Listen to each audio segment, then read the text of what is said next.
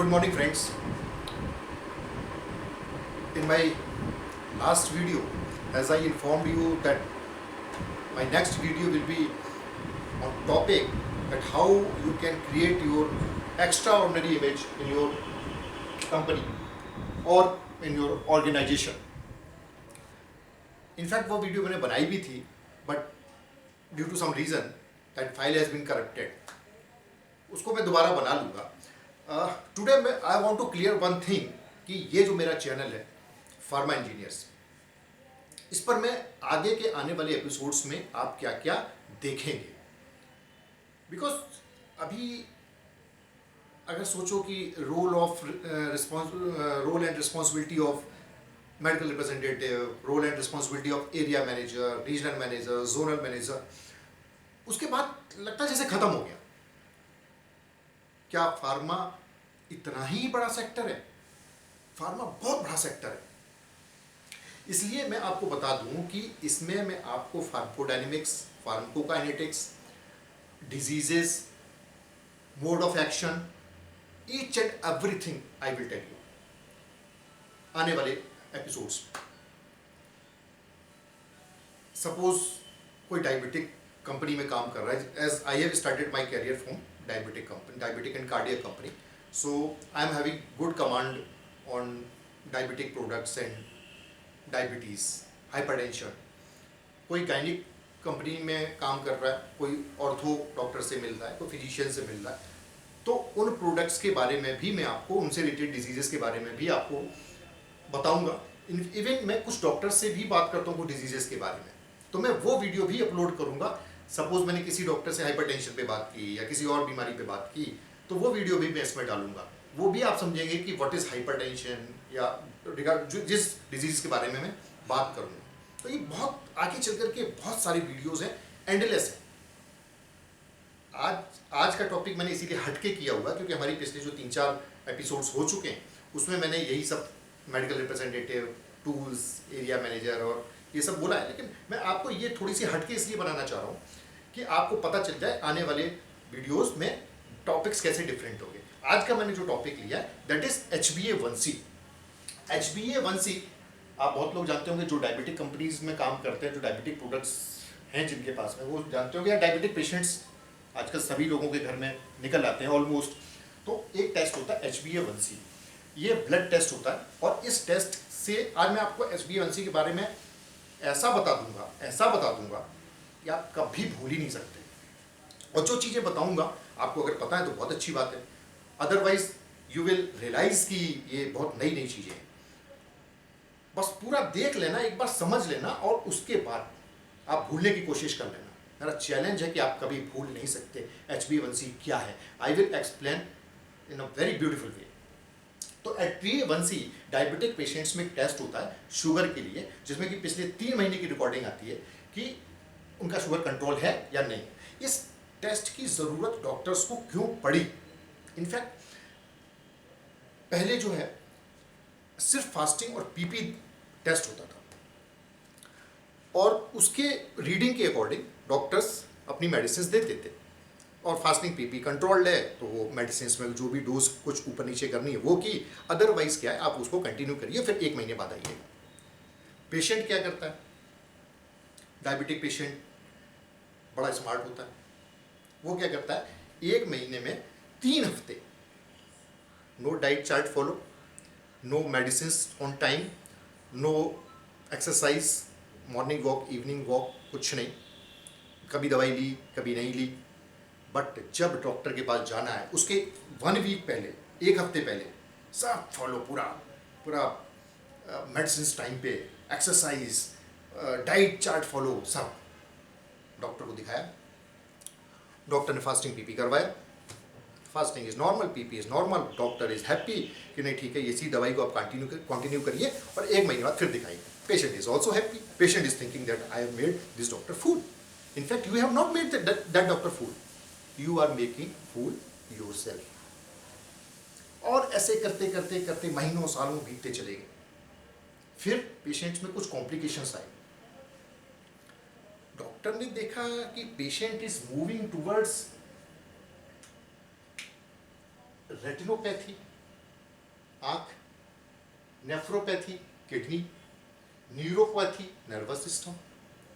कि यार इसका तो फास्टिंग बीपी हमेशा कंट्रोल रहता था इस पेशेंट का, और रेगुलर पेशेंट हमारे पास में दिखाता, इसमें ये रेटिनोपैथी, नेफ्रोपैथी, न्यूरोपैथी कहाँ से आ गई? इसका फास्टिंग बीपी कंट्रोल रहता था, पेशेंट इज वेरी पंक्चुअल, तभी उसकी शुगर कंट्रोल है। तो फिर बाद में पाया गया कि due to patients over smartness ये कॉम्प्लिकेशंस डेवलप हो गए। फिर इस टेस्ट की रिक्वायरमेंट हुई कि बेटा अगर तुमने बीच में कुछ गड़बड़ किया तो ये HbA1c है जो कि पिछले 3 महीने की आपकी शुगर कंट्रोल बताएगा। डिफरेंट पैथोलॉजीज के कुछ डिफरेंट पैरामीटर्स होते हैं, बट आई थिंक एवरेज अगर देखा जाए तो HbA1c की जो रीडिंग है 5.50 से 6.0 नॉर्मल रेंज होती है। यानी मुझे उसमें नहीं जाना है, मैं अब आपको ये समझ में आ गया कि ये HbA1c जिसको कि ग्लाइकोसाइलेटेड हीमोग्लोबिन बोलते हैं डायबिटिक पेशेंट्स में, this test is how much important. अब ये बताता हूँ कि HbA1c होता क्या है। HbA1c को बेसिकली बोलते हैं ग्लाइकोसाइलेटेड हीमोग्लोबिन। हीमोग्लोबिन आप सभी लोग जानते हैं, ब्लड में हमारे होता है हीमोग्लोबिन। इस हीमोग्लोबिन में और ग्लाइकोसाइलेटेड हीमोग्लोबिन में डिफरेंस क्या है ये मैं अभी बताता हूं। हीमोग्लोबिन का रोल हमारी बॉडी में क्या है। एक्चुअली हमारी बॉडी में each and every cell requires oxygen. Oxygen के बगैर एनर्जी नहीं मिलेगी, क्योंकि वो आपने याद करिए, आपने पढ़ा होगा 10th में या 10+2 में, तो सेल ग्लूकोज जाता है सेल में, फिर वहाँ पे क्रेब साइकिल, फिर ATP से ADP में कन्वर्सन, एक एडेनोसिन ट्राइफॉस्फेट से एडेनोसिन डाइफॉस्फेट, फिर वो एनर्जी रिलीज, ये वो सब होता है। The crux of the discussion is this that every cell requires oxygen. अब ये सेल को ऑक्सीजन तो चाहिए, बट हर सेल तक ऑक्सीजन पहुंचाएगा कौन? ये है हीमोग्लोबिन का काम। तो हीमोग्लोबिन क्या है? ट्रांसपोर्टर है या कैरियर है ऑक्सीजन का, कार्बन डाइऑक्साइड का और ग्लूकोज का भी है। नॉर्मल कंडीशन में ग्लूकोज भी तो पहुंचाया जाता है सेल तक, और कार्बन डाइऑक्साइड भी पहुंचाई जाती है। अभी हम ग्लूकोज को भूल जाते हैं, अभी हम सिर्फ याद करते हैं, अभी हम समझते हैं इसको कि haemoglobin is a carrier of oxygen and carbon dioxide. अब देखिए ये हीमोग्लोबिन है, इस हीमोग्लोबिन पे ऑक्सीजन एक आ गया, इस पे बैठ गया, तो ये क्या हो गया? Oxy haemoglobin. और ये ब्लड में बहता हुआ सेल के पास पहुंचा, सारी सेल्स पे पहुंचा, और इसने क्या किया? ये ऑक्सीजन तो सेल को दे दिया और सेल से कार्बन डाइऑक्साइड ले लिया। जब इसने ऑक्सीजन दिया, कार्बन डाइऑक्साइड दिया, तो अब ये क्या हो गया? Carboxy haemoglobin.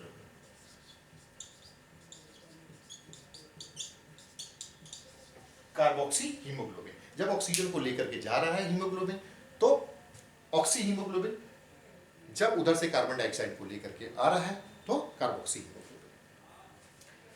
अब देखिए होता क्या है कि जब ब्लड शुगर लेवल बढ़ गया तो इसमें जो नॉर्मली जो ग्लूकोज के जितने मॉलिक्यूल्स जाने चाहिए उससे ज्यादा जाते हैं हीमोग्लोबिन, क्योंकि हीमोग्लोबिन ऑक्सीजन का भी कैरियर है और ग्लूकोज का भी कैरियर है। नॉर्मल कंडीशन में तो ऑक्सीजन के भी मॉलिक्यूल गए और ग्लूकोज के भी 2-1 मॉलिक्यूल चले गए, वहाँ से जाते रहे, ट्रांसपोर्टेशन चलता रहा ऐसे। बट एबनॉर्मल कंडीशन में, एबनॉर्मल इन द सेंस कि अगर पेशेंट का sugar level is on higher side, तो ये ऑक्सीजन का मॉलिक्यूल जब ये हीमोग्लोबिन के उस पर बैठेगा उससे पहले ग्लूकोज का मॉलिक्यूल जाके बैठ जाएगा, और ऑक्सीजन के मॉलिक्यूल के बैठने की जो स्पीड है उससे 400 टाइम्स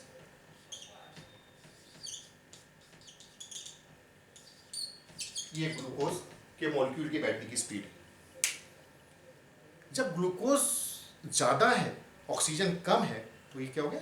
ग्लूकोज ज्यादा है ना, ऑक्सीजन जब ज्यादा होती है ऑक्सीजन अटैच होती है ऑक्सी हीमोग्लोबिन, ग्लूकोज ज्यादा हो गया, ग्लूकोज उस पर बैठा हुआ है, क्या हो गया?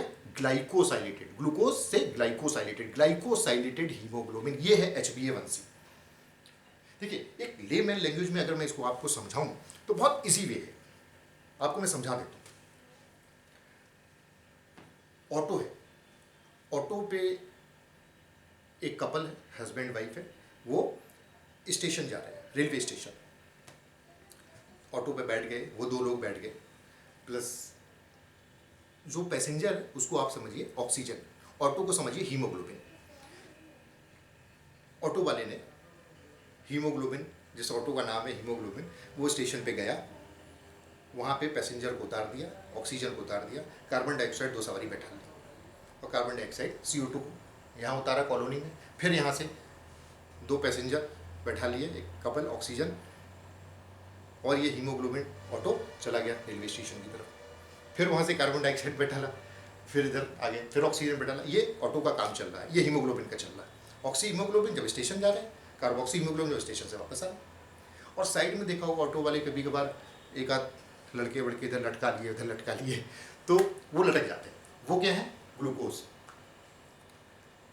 कोई बात नहीं, एक आध लड़के, हम भी बैठे हुए हैं, लड़के भी एक आध लटके हुए हैं, कोई बात नहीं, चाहे उनको भी छोड़ देंगे यार स्टेशन पे, कोई बात नहीं। बट अगर वो लड़के ज़्यादा हो जाए और आपके बैठने, ऑटो में बैठने से पहले वो लड़के लपक के बैठ जाएं, जो है ना 400 टाइम्स स्पीड, ग्लूकोज की स्पीड हीमोग्लोबिन पर 400 टाइम्स ज़्यादा है बैठने की कंपेयर टू ऑक्सीजन।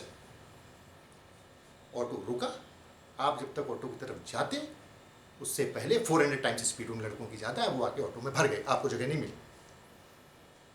अब क्या हो गया? आप तो रह गए। वही चीज़ यहाँ पर हो रही है, ऑक्सीजन नहीं जा पा रही है या कम से कम जा पा रही है। इसीलिए जो डायबिटिक पेशेंट है उसकी सांस भी फूल रही है, क्योंकि ऑक्सीजन मिल नहीं रही है बॉडी को, सेल्स को ऑक्सीजन नहीं मिल रही है, एनर्जी जनरेट नहीं हो पा रही है जिस लेवल पे होनी चाहिए। बिल्कुल नहीं, मैं जीरो नहीं बोल रहा हूँ कि जीरो एनर्जी हो रही, जितने मॉलिक्यूल्स जाने चाहिए उतने मॉलिक्यूल्स नहीं जा पा रहे। 2 लोग या 3 लोग जो नॉर्मल कपल या बच्चे साथ में जा रहे थे, उसमें से हो सकता है 2 लोग जा पा रहे हो, 1 लोग जा पा रहे हैं। ऑक्सीजन 10 मॉलिक्यूल जाने चाहिए, 50 मॉलिक्यूल जाने चाहिए, नहीं जा पा रहे हैं, उसमें से 5 मॉलिक्यूल जा रहे हैं, 4 मॉलिक्यूल जा रहे हैं। तो ये हीमोग्लोबिन क्या हो गया? ऑटो। जो कपल रेलवे स्टेशन पे जा रहे हैं वो क्या है? ऑक्सीजन। और जो साइड में लड़के जा रहे हैं वो क्या है? ग्लूकोज। तो साइड वाले लड़कों की संख्या ज़्यादा होगी तो नॉर्मल जो ऑक्सीजन वो नहीं जा पाएगा। तो ये लेवल ग्लाइकोसाइलेटेड हीमोग्लोबिन जो है, ये डायबिटिक पेशेंट्स में बहुत इंपॉर्टेंट है, क्योंकि पिछले 3 महीने का रिकॉर्ड आता है इसमें, इसकी रीडिंग से समझ में आता है। इसलिए इसको मेंटेन करना बहुत ज़रूरी है। तो this is the very important point